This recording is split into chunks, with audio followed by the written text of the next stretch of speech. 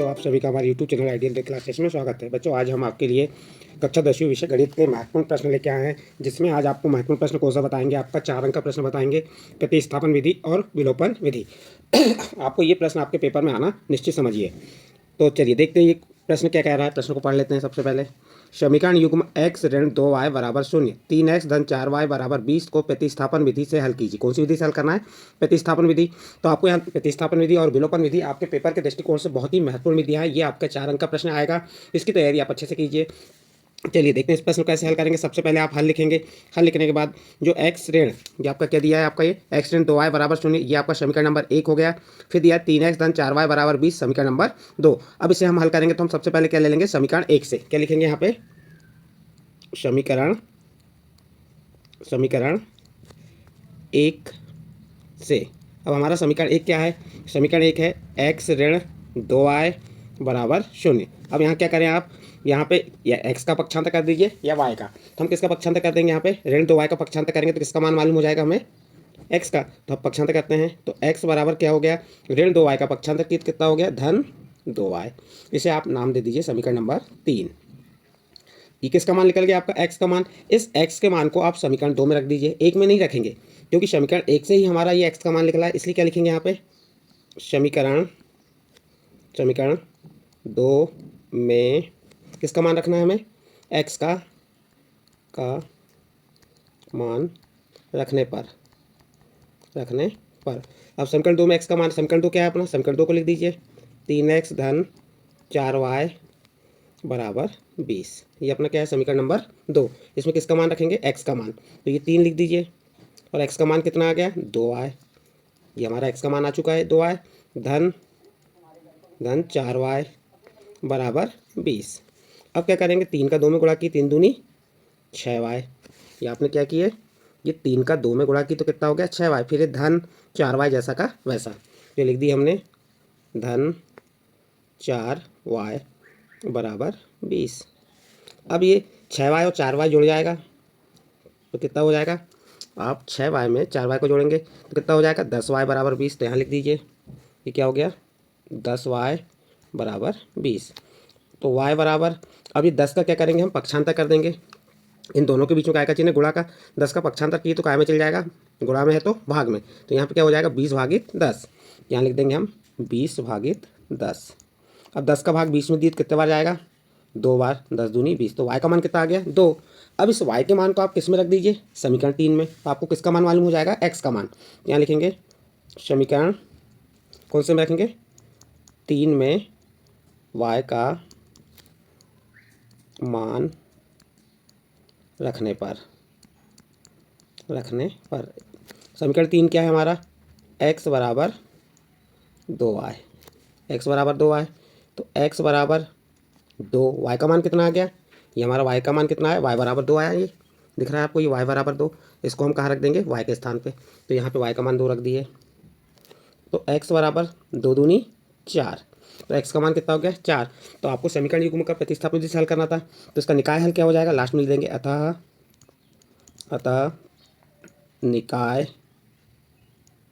निकाय हल x बराबर 4 एवं y बराबर कितना है?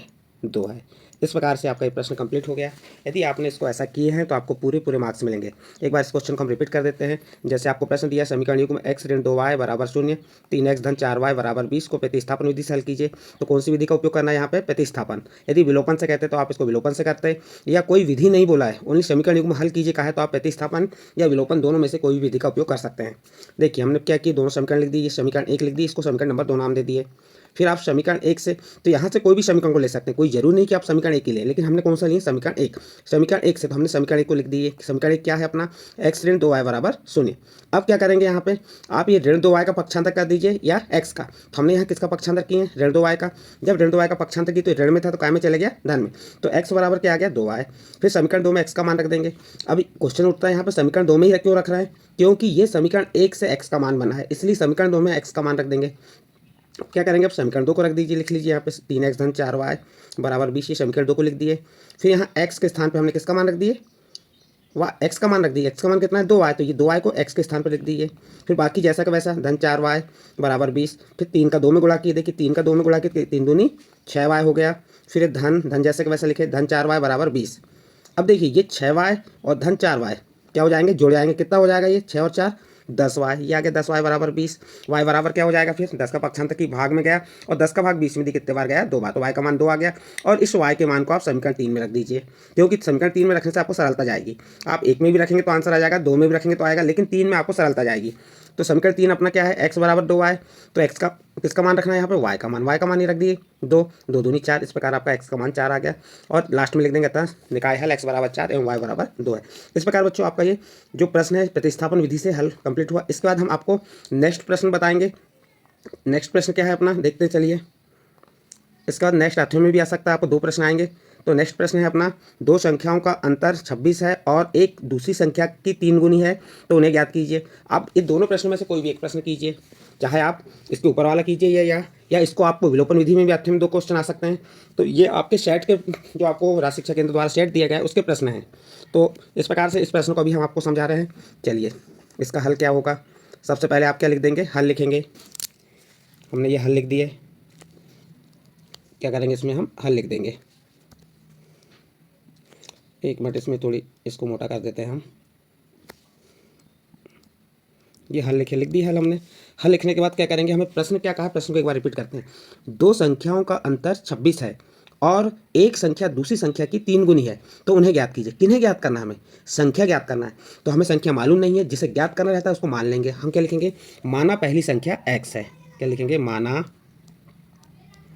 पहली संख्या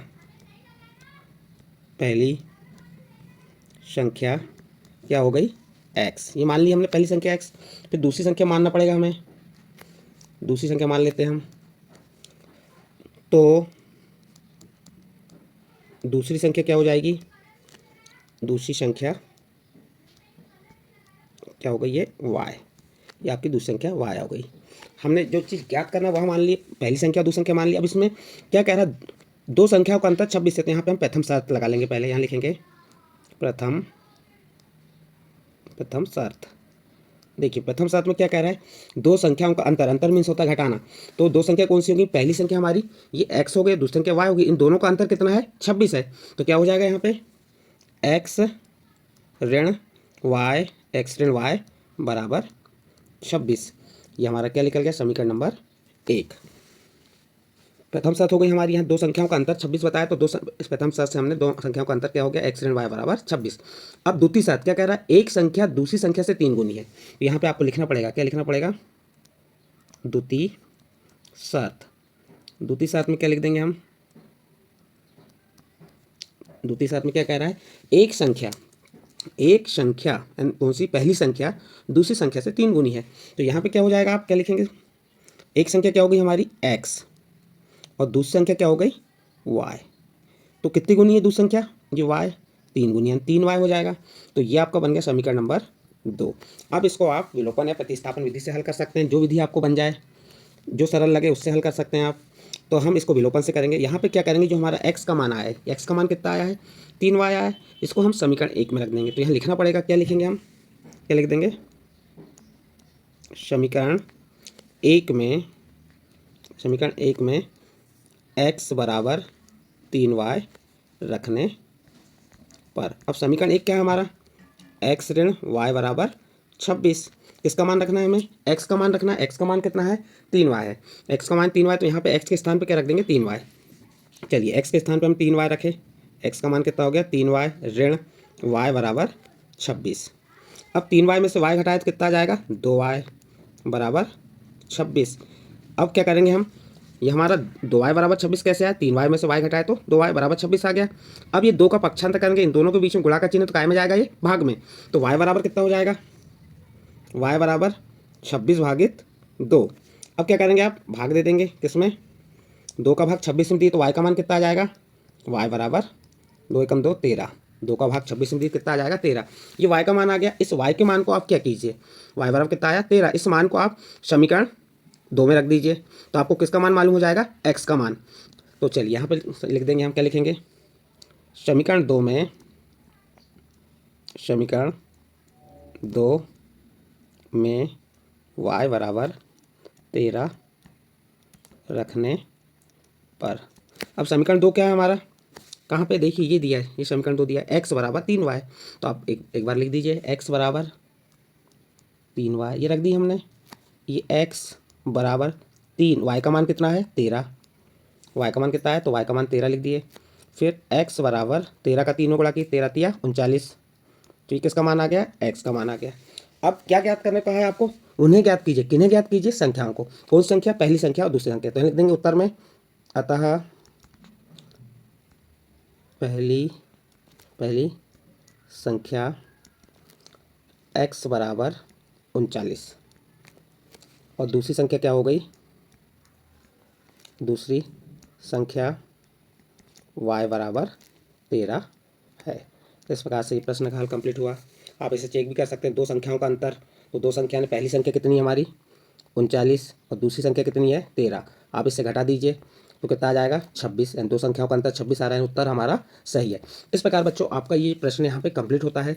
ये दो प्रश्न आपके सेट के आधार पर जो दिया गया सेट है उसके आधार पर बताएं और इंपॉर्टेंट प्रश्न है पेपर के दृष्टिकोण से। तो यदि आपको अच्छा लगे ये प्रश्न, इसी प्रकार हम अन्य प्रश्न भी लेके आएंगे। लेकिन अभी हमने आपको यहाँ पे कौन कौन सी विधि बताए, एक प्रतिस्थापन विधि बताए और दोनों सवालों को प्रतिस्थापन विधि से बताएं। इसके बाद हम आने वाले वीडियो में विलोपन विधि के कुछ प्रश्न बताएंगे जो आपके पेपर के दृष्टिकोण से महत्वपूर्ण है। इसके पहले के वीडियो में आपको बहुलक और माध्य ज्ञात करना बताए थे। यदि आपको हमारे द्वारा जो वीडियो बनाए जा रहे हैं, जिस प्रश्न समझाए जा रहे हैं अच्छे लगे हो तो आप हमारे चैनल आइडियल देव क्लासेस को सब्सक्राइब कीजिए, लाइक कीजिए एवं अन्य ग्रुप में शेयर जरूर कीजिए।